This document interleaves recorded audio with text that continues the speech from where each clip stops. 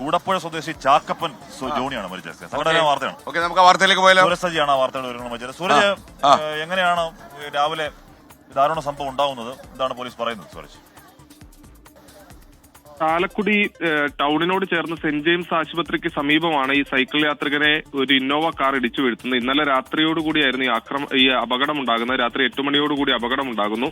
ഈ കൂടപ്പുഴ സ്വദേശിയായിട്ടുള്ള ചാക്കപ്പൻ ജോണി സൈക്കിളിൽ പോവുകയായിരുന്നു.